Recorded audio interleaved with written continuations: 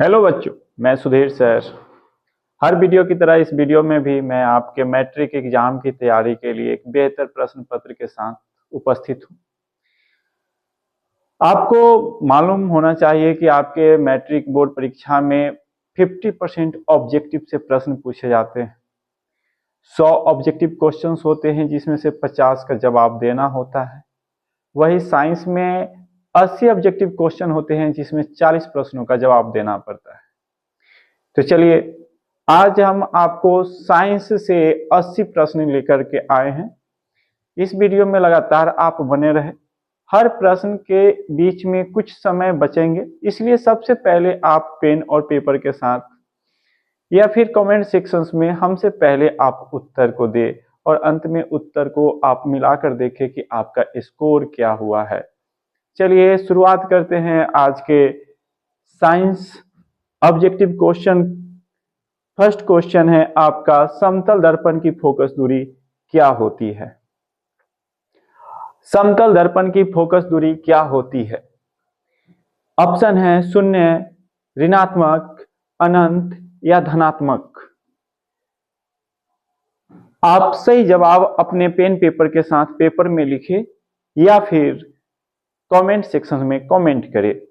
चलिए ध्यान दीजिए, आपका सही जवाब है option number C, Anant.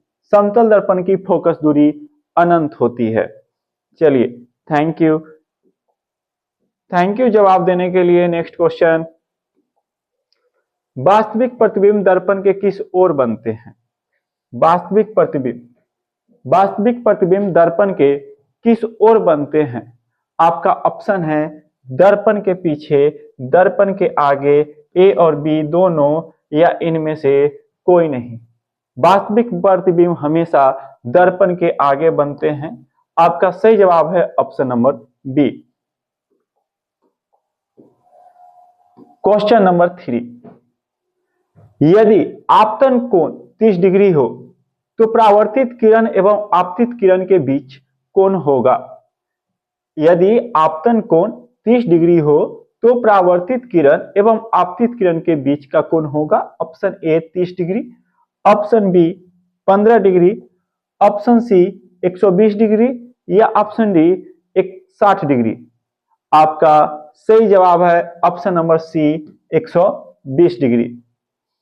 Next question, question number 4,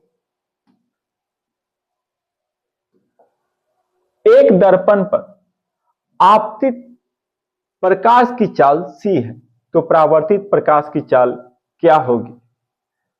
option A C/2, option B C/3, option C C/4 और ऑप्शन डी सी। प्रश्न है, एक दर्पण पर आपतित प्रकाश की चाल सी है तो परावर्तित प्रकाश की चाल क्या होगी? इसका सही जवाब है option D C. Question number 5, गोलीय दर्पण में कार्तीय चिह्न परिपाटी के अनुसार मूल बिंदु लिया जाता है। फोकस पर, वक्ता केंद्र पर, ध्रुव पर या इनमें से कोई नहीं। क्वेश्चन है, गोलीय दर्पण में कार्तीय चिह्न परिपाटी के अनुसार मूल बिंदु लिया जाता है। इसका सही जवाब है ऑप्शन नंबर सी, ध्रुव पर। चलिए क्वेश्चन नंबर 6, जब प्रकाश सघन से विरल माध्यम में जाता है तो उसकी गति क्या होती है? जब प्रकाश सघन माध्यम से विरल माध्यम में जाता है तो उसकी गति क्या होती है? बढ़ती है, घटती है, सामान्य रहती है या इनमें से कोई नहीं। तो इसका सही जवाब है ऑप्शन नंबर ए, बढ़ती है। चलिए क्वेश्चन नंबर 7, अपवर्तन के कारण कौन सी राशि बदलती है? अपवर्तन के कारण कौन सी राशि बदलती है? ऑप्शन ए आवृत्ति, ऑप्शन बी तरंगदैर्घ्य, ऑप्शन सी रंग या ऑप्शन डी ए और बी दोनों। इसका सही जवाब है ऑप्शन डी, ए और बी दोनों, यानी आवृत्ति और तरंगदैर्घ्य दोनों, अपवर्तन के कारण आवृत्ति और तरंगदैर्घ्य दोनों बदलती है, सॉरी अपवर्तन के कारण। चलिए क्वेश्चन नंबर 8, 50 सेंटीमीटर फोकस दूरी वाले लेंस की शक्ति क्या होगी? 50 सेंटीमीटर फोकस दूरी वाले लेंस की शक्ति क्या होगी? ध्यान दीजिएगा, 100 सेंटीमीटर बराबर होता है 1 डायोप्टर। लेंस की शक्ति का ऐसा ही मात्रक होता है डायोप्टर। 50 सेंटीमीटर बराबर होता है 2 डायोप्टर। इसका सही जवाब है ऑप्शन नंबर बी, 8 का ऑप्शन नंबर बी सही जवाब है।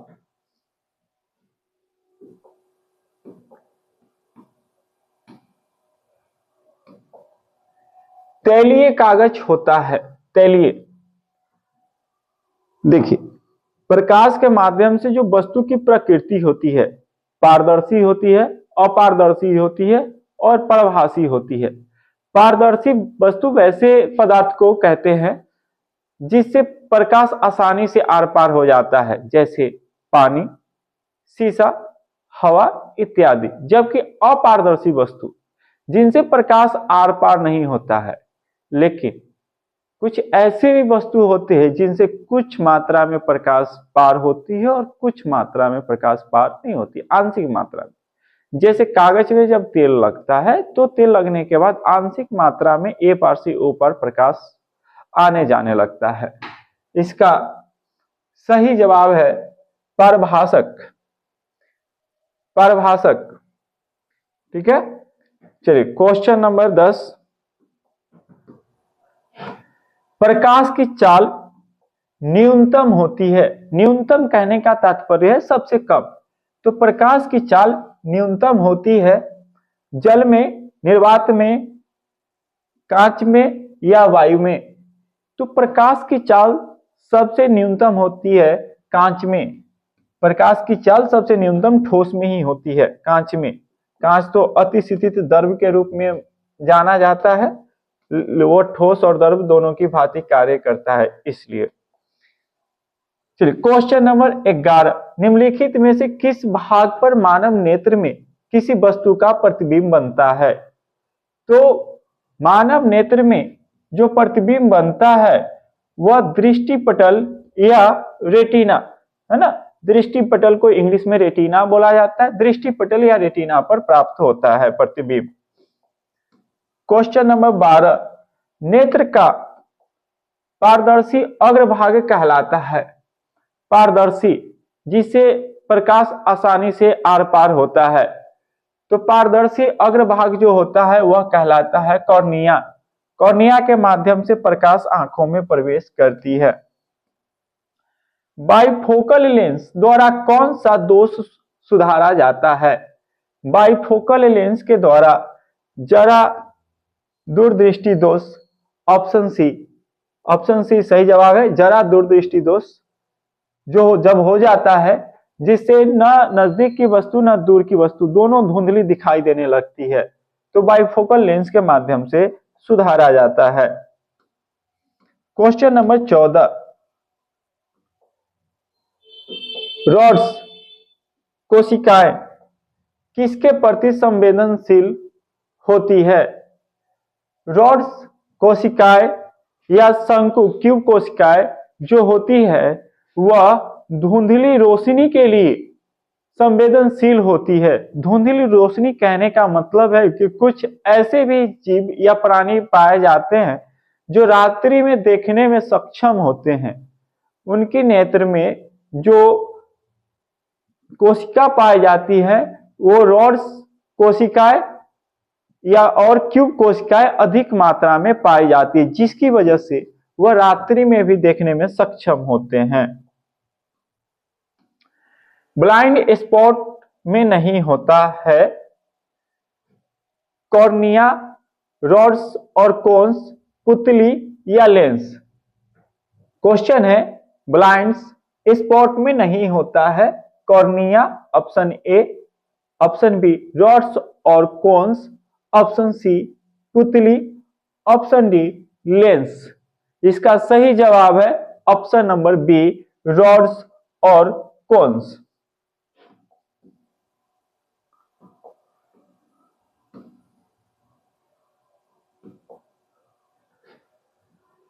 क्वेश्चन नंबर 16, विद्युत फ्यूज विद्युत धारा के किस प्रभाव पर कार्य करती है? ऑप्शन ए चुंबकीय, ऑप्शन बी ऊष्मीय, ऑप्शन सी रासायनिक, ऑप्शन डी इनमें से कोई नहीं। इसका सही जवाब है ऊष्मीय। अभी फिलहाल जो हम आपको सेट करा रहे हैं, ये सेट्स साइंस के वह इंपॉर्टेंट क्वेश्चन हैं जो प्रत्येक वर्ष पूछे जाते हैं और सबसे ज्यादा बार पूछा गया प्रश्न अभी आप लोगों के लिए है। तो यह सब जो क्वेश्चन मैं करा रहा हूं ये बहुत ही महत्वपूर्ण है, तो आप इन क्वेश्चनों को बहुत बारीकी से याद कर ले, जो आपके एग्जाम में पूरे मार्क्स लाने में सहयोग करेगा। किस उपकरण में धन और ऋण का चिन्ह नहीं होता है? किस उपकरण में प्लस और माइनस का चिन्ह नहीं होता है? ए मीटर में, वोल्ट मीटर में, कुंडली में या फिर विद्युत सेल में? विद्युत सेल यानी बैटरी, उसमें भी धनात्मक और ऋणात्मक मान होते हैं, ठीक है। वोल्ट मीटर में भी होते हैं, क्योंकि वोल्ट मीटर जो होते हैं वो विभवांतर या विभव मापने में सहयोग होता है, जबकि ए मीटर से आप विद्युत धारा मापने में इसका उपयोग करते हैं। कुंडली इसका सही जवाब है, जिसमें धनात्मक और ऋणात्मक चिन्ह नहीं होता है। क्वेश्चन नंबर 18, निम्नलिखित में कौन सा मात्रक वाट के बराबर होता है? ऑप्शन ए जे बटा एस, ऑप्शन बी जे बटा second square, option C J inverse 1 S inverse 1, option D J inverse 2 S inverse 2। इसका सही जवाब है ऑप्शन नंबर ए जूल प्रति सेकेंड, जूल प्रति सेकेंड।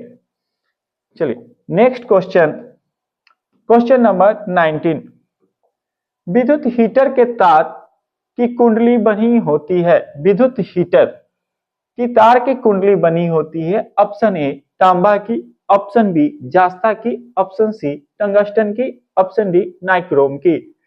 तो विद्युत हीटर के तार की कुंडली जो बनी होती है वह बनी होती है नाइक्रोम की, क्योंकि नाइक्रोम का जो होता है वह गलनांक निम्न होता है और प्रतिरोध जो होता है उच्च होता है, जिसके वजह से यह ऊष्मा अधिक मात्रा में उत्पन्न कर पाता है और गलता भी नहीं है, जिससे विद्युत ऊष्मा का आसानी से उपयोग हो पाता है। चलिए क्वेश्चन नंबर 20, कार्य करने की क्षमता को कहते हैं। ऑप्शन ए बल, ऑप्शन बी शक्ति, ऑप्शन सी ऊर्जा, ऑप्शन डी इनमें से कोई नहीं। कार्य करने की क्षमता को कहते हैं, तो इसका सही जवाब है ऑप्शन सी ऊर्जा है, तभी तो हम कोई काम को कर पाएंगे। क्वेश्चन नंबर 21, विद्युत धारा के चुंबकीय प्रभाव की खोज किसने की? ऑप्शन ए ऑस्ट्रेड, option B Ampere, option C Bohr और ऑप्शन डी फैराडे। विद्युत धारा के चुंबकीय प्रभाव का खोज किसने किया? इसका सही जवाब है ऑप्शन ए ऑस्ट्रेड।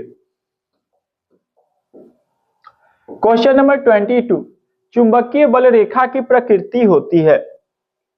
चुंबकीय बल रेखा की प्रकृति कैसी होती है? काल्पनिक होती है, वास्तविक होती है, ए और बी दोनों या इनमें से कोई नहीं।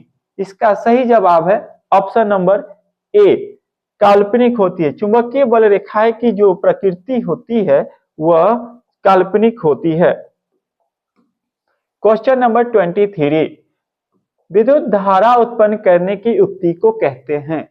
विद्युत धारा जो उत्पन्न करता है यानी बनाता है, उस युक्ति को यानी यंत्र को क्या कहते हैं? ऑप्शन ए जनित्र, option B galvanometer, option C ammeter या ऑप्शन डी मोटर। तो इसका सही जवाब है जनरेटर।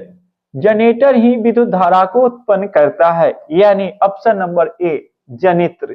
जनेत्र विद्युत धारा की उत्पन्न करने वाली एक यंत्र है यानी युक्ति है। क्वेश्चन नंबर 24, लघु पथन के समय परिपथ का प्रतिरोध क्या होता है? लघु पथन यानी शॉर्ट सर्किट, इस समय ऑप्शन ए परिवर्तित नहीं होता है, प्रतिरोध परिवर्तित नहीं होता है। ऑप्शन बी प्रतिरोध बहुत कम हो जाता है। ऑप्शन डी बहुत अधिक बढ़ जाता है, या ऑप्शन डी इनमें से कोई नहीं। इसका सही जवाब है ऑप्शन नंबर सी, परिपथ का प्रतिरोध अधिक बढ़ जाने की वजह से ऊष्मा का प्रभाव अधिक हो जाता है, जिससे लघु पथन के समय घरों में, दुकानों में आग लग जाती है। चलिए क्वेश्चन नंबर 25,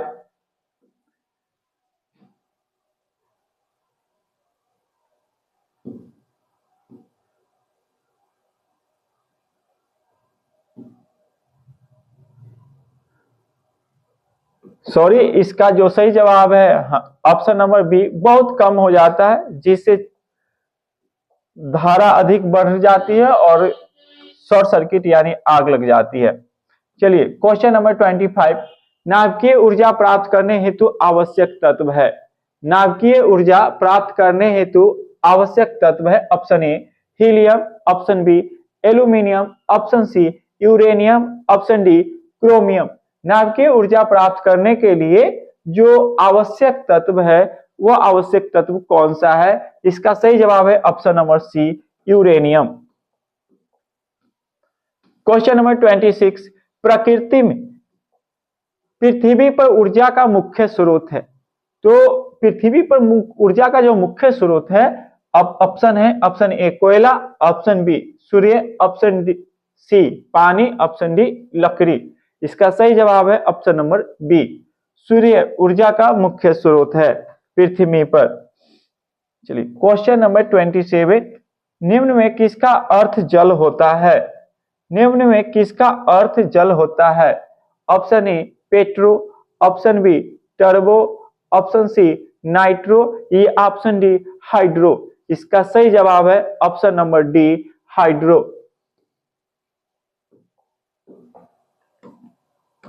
क्वेश्चन नंबर 28, निम्नलिखित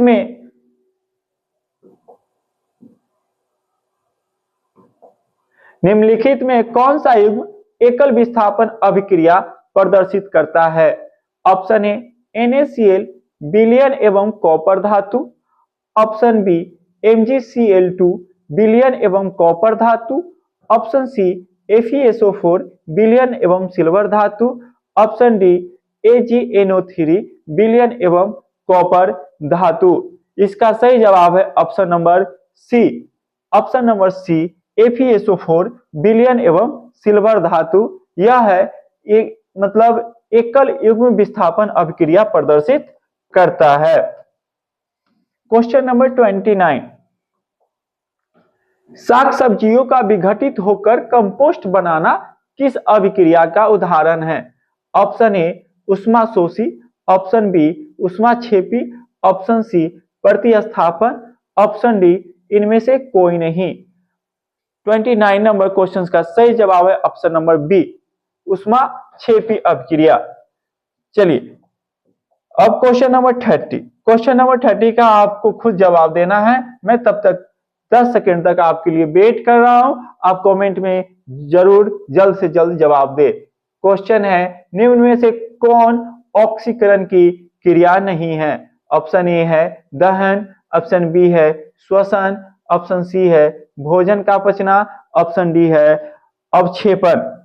मैं 10 सेकेंड आपके लिए वेट कर रहा हूं, जल्द से जल्द आप इसका जवाब दे। चलिए मैं टाइमर भी लगा दिया, कमेंट में जल्द से जवाब दे। सॉरी ये तो गड़बड़ हो गई।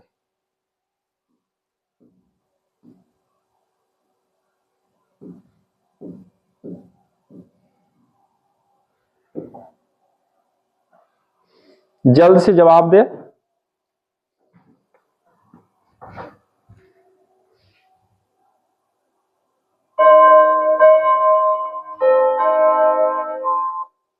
चलिए आपका समय समाप्त हुआ।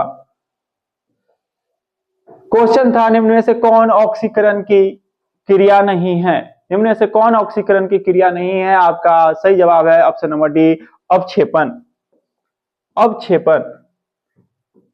क्वेश्चन नंबर 31, ग्लूकोज का रासायनिक सूत्र निम्नलिखित में से कौन है? ग्लूकोज का रासायनिक सूत्र, option A C2H5OH, option B C6H6O6, option C C6H12O6 या ऑप्शन डी C6H6। 31, इसका सही जवाब है ऑप्शन नंबर सी, C6H12O6। चलिए क्वेश्चन नंबर 32, निम्नलिखित में कौन समीकरण संतुलित नहीं है? ऑप्शन ए 2H2 प्लस O2 अभिक्रिया के बाद प्राप्त होता है 2H2O, ऑप्शन बी 2KClO3 अभिक्रिया के बाद प्राप्त है 2KCl प्लस 3O2, अभिकारक है option C H2 plus Cl2, प्रतिफल है 2HCl, ऑप्शन डी अभिकारक है PbNO3 इंटू 2, प्रतिफल है PbO plus NO2 plus O2। संतुलित रासायनिक समीकरण वैसे समीकरण को कहते हैं जिसमें जो भाग लेता है अभिक्रिया में उसका जो नंबर है और जो प्रतिफल प्राप्त होता है उसका जो नंबर है दोनों बराबर हो, तब जाकर के संतुलित रासायनिक समीकरण होती है। तो यहाँ पे प्रश्न पूछ रहा है कि कौन समीकरण संतुलित नहीं है? 32 का सही जवाब है option number D, PbNO3 into 2 अभिक्रिया के बाद प्रतिफल प्राप्त हुआ है PbO plus NO2 plus O2। कैसे यह समीकरण संतुलित नहीं है वो समझ लीजिए। देखिए यहाँ पे PbN की मात्रा 2 है, O की मात्रा 3 2 जा 6, तो O 6 गो है, O का अणु जो है 6 है, N नाइट्रोजन का अणु है 2 है, Pb एक ही है। जब यह प्राप्त होता है प्रतिफल तो Pb तो एक ही है, O का अणु यहाँ पे एक है, फिर N का अणु एक है, O का अणु यहाँ 2 है, फिर O का अणु यहाँ 2 है। अब ध्यान दीजिए कि N जो है यहाँ पे N का अणु 2 है, जबकि इधर जो है N का अणु 1 है, पहला। दूसरा यहाँ पे ऑक्सीजन का अणु संख्या 6 है, जबकि यहाँ पे देखा जाए तो 1 2 1 3 और 3 2 5 ही पुरता है, O5, जबकि यहाँ O6 है। यही मेन वजह है जिसके कारण यह संतुलित नहीं है।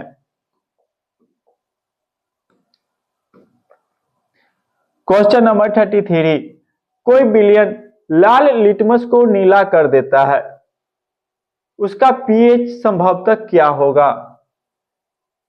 Option A 4, option B 11, option C 7, option D 5।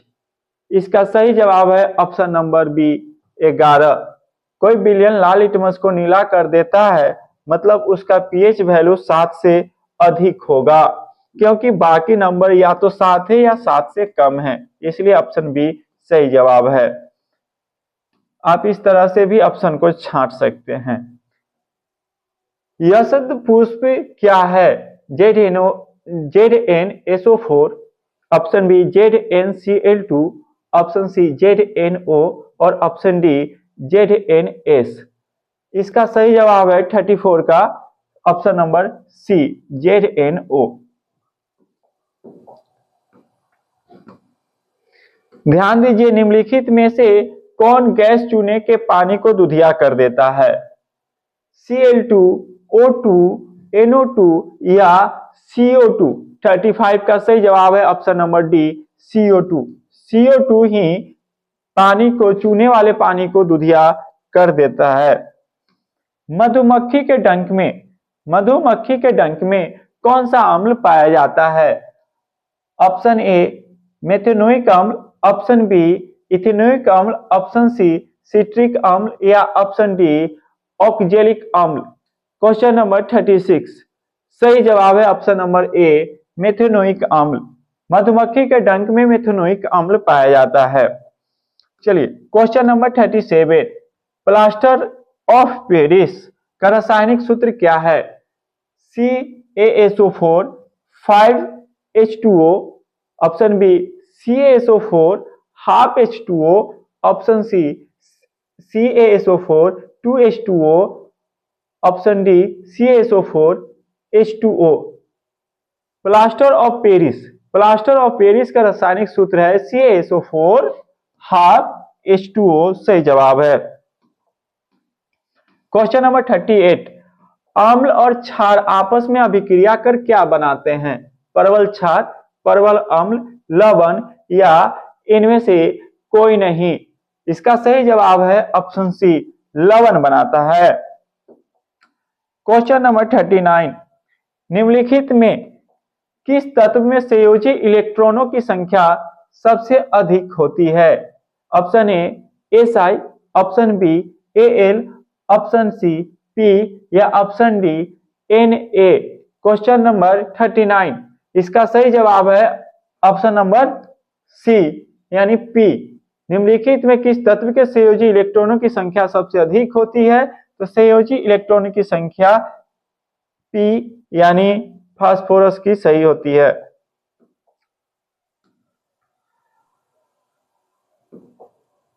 Question number 40, cuprite निम्नलिखित में किस धातु का अयस्क है? क्यूप्राइट किस धातु का अयस्क है? Option A Hg, option B Zn, option C Cu या ऑप्शन डी Al। इसका सही जवाब है option number C Cu। Copper, copper cuprite का ही धातु का अयस्क है। चलिए ध्यान दीजिए क्वेश्चन नंबर 48, ऑक्सीजन की संयोजकता होती है? Option A 1, option B 0, option C 2, option D 3। Oxygen की संयोजकता कितनी होती है? ऑक्सीजन की संयोजकता 2 होती है, 2।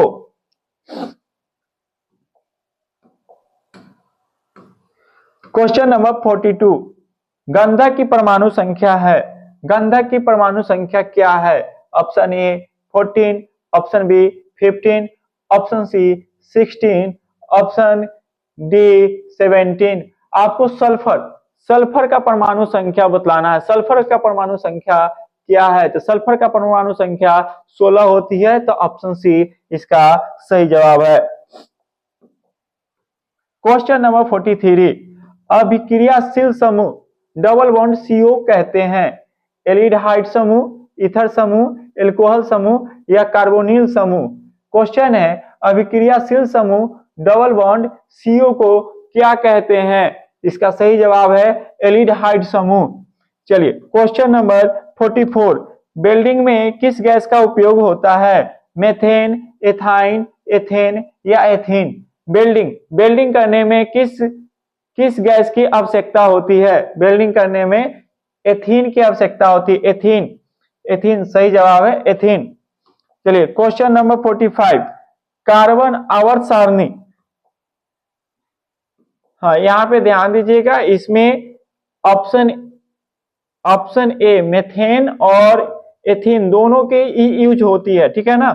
चलिए कार्बन आवर्त सारणी के किस वर्ग का सदस्य है? कार्बन जो है वो आवर्त सारणी के किस वर्ग का सदस्य है? Option A 3, option B 6, option C 13, option D 14। किसका समूह है? इसका सही जवाब है ऑप्शन डी 14। 14 जो आवर्त सारणी में कार्बन जो है वो 14वां नंबर वर्ग का सदस्य है। चलिए क्वेश्चन नंबर 46, एथाइन में कार्बन परमाणुओं के बीच कितने सहसंयोजक बंधन होते हैं? 1, 2, 3 या 4? कितने होते हैं? इसका सही जवाब है ऑप्शन नंबर ए 1 होते हैं। चलिए क्वेश्चन नंबर 47, निम्नलिखित में कौन सबसे अधिक क्रियाशील हैलोजन है? Option A F, option B Cl, option C Br, option D I। निम्नलिखित में कौन सबसे अधिक क्रियाशील हैलोजन है? इसका सही जवाब है option B Cl। Question number 48, आवर्त सारणी में कितने आवर्त होते हैं? 5, 6, 7, 8। आवर्त सारणी में कितने आवर्त होते हैं? तो 7 आवर्त होते हैं। क्वेश्चन नंबर 49, पोटेशियम की परमाणु संख्या 19 है, इसकी संयोजकता क्या होगी? Option A 1, option B 2, option C 3, option D 4। इसका सही जवाब है option number A 1। Question number 50, आधुनिक आवर्त सारणी में ऊर्ध्वाधर स्तंभों की संख्या कितनी होती है? Option A 7, option B 10, option C 16, option D 18। तो इसका सही जवाब है आधुनिक आवर्त सारणी में ऊर्ध्वाधर स्तंभों की संख्या जो है वह 18 है।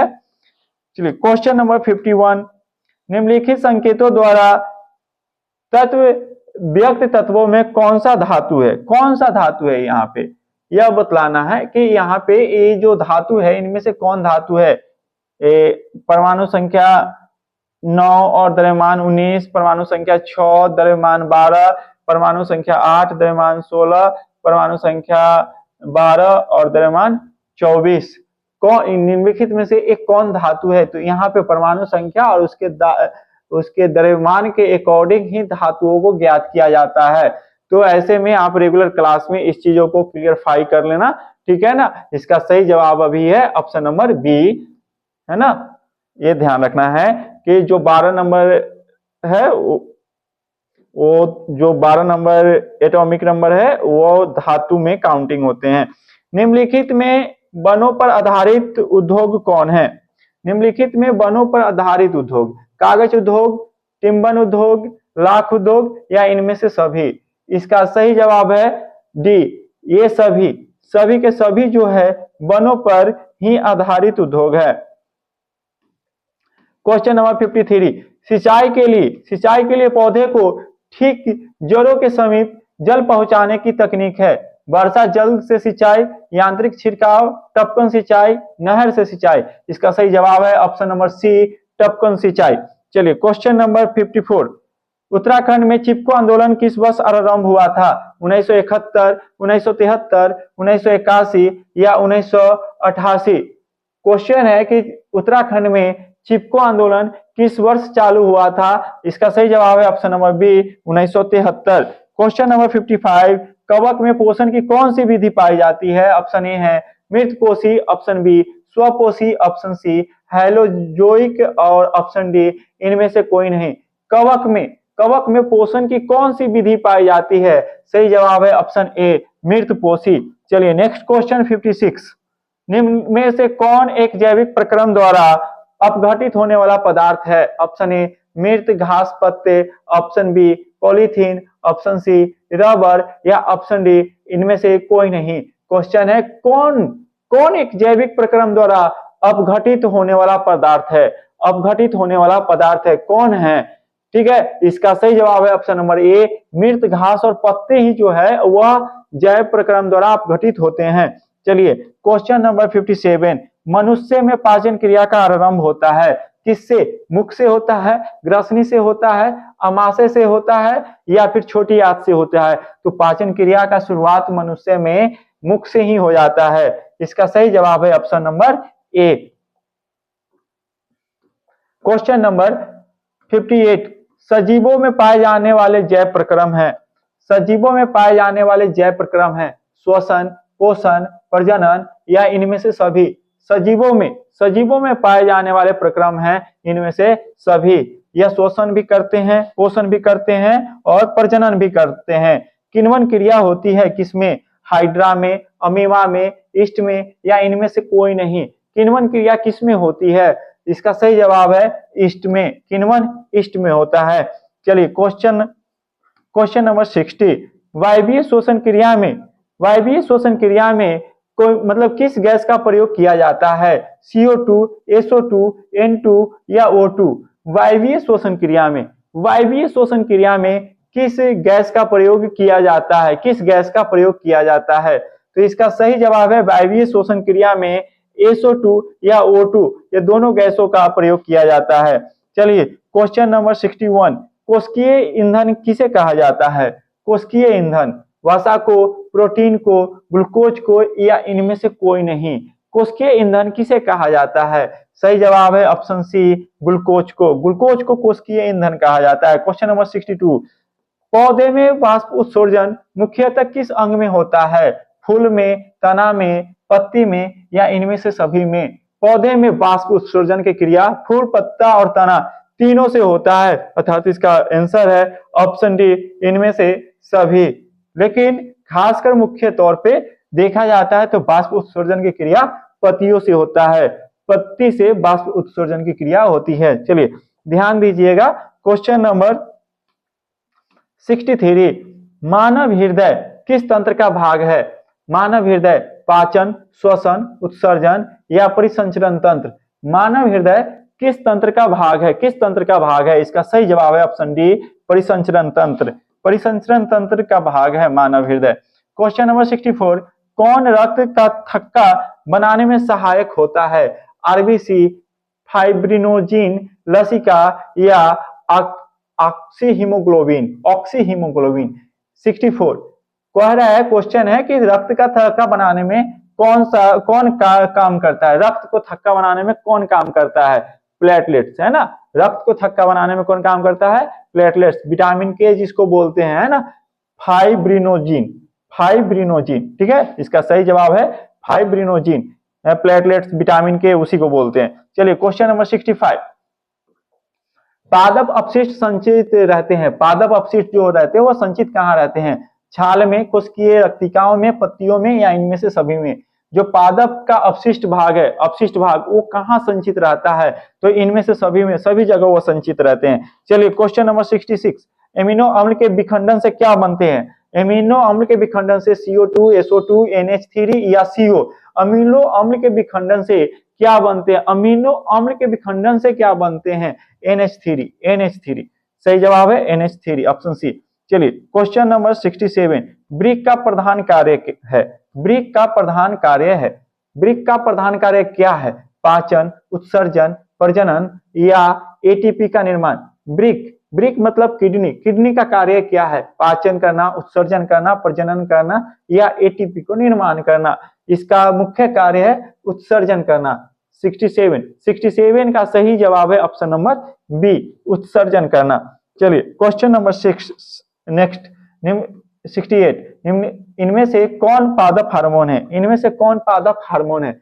इंसुलिन, थायरॉक्सिन, एस्ट्रोजेन या साइटोकाइनिन? इनमें से कौन पादप हार्मोन है? कौन पादप हार्मोन है? इसका सही जवाब है साइटोकाइनिन। Cytokinin, cytokinin. चलिए क्वेश्चन नंबर 69, फल पकाने वाले हार्मोन है, कौन है? ऑक्सिन, जिब्रेलिन, एथिलीन या इनमें से कोई नहीं? फल पकाने वाले हार्मोन, फल पकाने वाले हार्मोन है, फल पकाने वाले हार्मोन एथिलीन है। एथिलीन, एथिलीन, एथिलीन सही जवाब है, एथिलीन। फल पकाने वाला हार्मोन है एथिलीन। क्वेश्चन नंबर 70, मनुष्य में कपाल तंत्रिकाओं की संख्या होती है कितनी? 12 जोड़ी, 31 जोड़ी, 10 जोड़ी या 24 जोड़ी? मनुष्य में कपाल तंत्रिकाओं की संख्या कितनी होती है? ऑप्शन ए 12 जोड़ी, 12 जोड़ी। क्वेश्चन नंबर 71, रुधिर चाप नियंत्रित होता है किसके माध्यम से? थाइमस द्वारा, अग्नाशय द्वारा, एड्रिनल द्वारा, वृषण द्वारा? रुधिर चाप नियंत्रित होता है, रुधिर चाप जो नियंत्रित होता है वह एड्रिनल द्वारा होता है। एड्रिनल द्वारा रुधिर चाप नियंत्रित होता है, एड्रिनल द्वारा। क्वेश्चन नंबर 72, हाइड्रा में प्रजनन किस विधि से होता है? द्विखंडन, मुकुलन, लैंगिक जनन या इनमें से सभी? हाइड्रा में प्रजनन किस विधि द्वारा होता है? द्विखंडन, मुकुलन, लैंगिक जनन या इनमें से सभी? हाइड्रा में प्रजनन किसके द्वारा होता है? जल्दी से कमेंट सेक्शन में आंसर दीजिए। हाइड्रा में मुकुलन प्रजनन किसके द्वारा होता है? तो मुकुलन के द्वारा। किसके द्वारा? मुकुलन के द्वारा। सही जवाब ऑप्शन नंबर बी। चलिए क्वेश्चन नंबर नेक्स्ट 73, पुष्प में नर प्रजनन अंग होता है, पुष्प में नर प्रजनन अंग पुंकेसर, दलपत्र, बद्रिकाग या इनमें से कोई नहीं? तो पुष्प में नर प्रजनन यानी पुरुष अंग पुंकेसर होते हैं, पुंकेसर। ऑप्शन ए सही जवाब है, ऑप्शन ए पुंकेसर। क्वेश्चन नंबर 74, शुक्राणु बनते हैं कहाँ? गर्भाशय में, मूत्राशय में, अंडाशय में या वृषण में? शुक्राणु कहाँ बनते हैं? शुक्राणु पुरुष के अंग में, तो पुरुष के अंग कौन से हैं? गर्भाशय तो है नहीं, अंडाशय तो है नहीं, है ना। ये मूत्राशय मेल और फीमेल दोनों में पाया जाता है, तो ये भी नहीं होगा। तो पुरुष का सिंगल जो बचता है वो वृषण में पाया जाता है, वृषण में बनता है शुक्राणु। चलिए क्वेश्चन नंबर 75, जीवों के उत्पत्ति के पहले पृथ्वी पर निम्नलिखित में क्या नहीं था? CO2, NO2, O2 या इनमें से सभी? सही जवाब है O2। जीवों की उत्पत्ति से पहले पृथ्वी पर ऑक्सीजन नहीं था। चलिए क्वेश्चन नंबर 76, ऑर्कियोपेटेरिक्स के संबंध में निम्नलिखित कौन सा कथन सही है? ऑप्शन ए, यह एक जीवाश्म है। ऑप्शन बी, इनमें इसके जबड़े में दांत और अंगुलियों में नख थे। ऑप्शन सी, इनमें डैने तथा पंख विद्यमान थे। ऑप्शन डी, इनमें से सभी। क्वेश्चन नंबर 76, इसका सही जवाब है यह एक जीवाश्म है। ऑर्कियोपेटेरिक्स जो है यह एक जीवाश्म है। 77, क्वेश्चन नंबर 77, निम्नलिखित में कौन प्राणी अपना लिंग बदल सकते हैं? घोंघे, कुछ सरीसृप, पक्षी या मधुमक्खी? कौन है जो अपने लिंग परिवर्तित कर सकते हैं? सही जवाब है ऑप्शन नंबर ए, घोंघे। 78, क्वेश्चन नंबर 78, निम्नलिखित में कौन पर्यावरण के अंतर्गत आते हैं? पर्यावरण के अंतर्गत आते हैं? जलमंडल, स्थल मंडल, वायुमंडल या इनमें से सभी? सही जवाब है इनमें से सभी। क्वेश्चन नंबर 78 का आंसर है ऑप्शन नंबर डी, इनमें से सभी। क्वेश्चन नंबर 79, मैदानी परिस्थितिकी तंत्र में मेढक के किस प्रकार का उपभोक्ता है? प्राथमिक, द्वितीयक, तृतीयक या चतुर्थ? जो मेढक वो किस प्रकार का उपभोक्ता है? इसका सही जवाब है ऑप्शन बी, द्वितीयक उपभोक्ता है। क्वेश्चन नंबर लास्ट 80, निम्नलिखित में कौन एक जैव अनवीकरणीय पदार्थ है? DDT, कागज, वहितमल या इनमें से कोई नहीं? इसका सही जवाब है ऑप्शन नंबर ए, DDT। चलिए आज हमने आपको पूरे 80 क्वेश्चन साइंस के जो मोस्ट इंपोर्टेंट और वैल्यूएबल क्वेश्चन है जो आपके बार-बार बोर्ड के एग्जाम में पूछे जाते हैं, यहाँ तक कि बोर्ड के एग्जाम से के अलावा बहुत सारे एग्जामों में भी ये प्रश्न पूछे जाते हैं, जो मैंने अभी आपको कराया है। आपको वीडियो कैसा लगा इसके लिए जरूर कमेंट सेक्शन में कमेंट करें, और वीडियो अच्छा लगा हो तो लाइक और सब्सक्राइब जरूर करें अगर हमारे चैनल पे नए हैं तो, और अपने दोस्तों को भी शेयर करें और हमारे चैनल से जुड़ने के लिए उनको सुझाव दें। Thank you.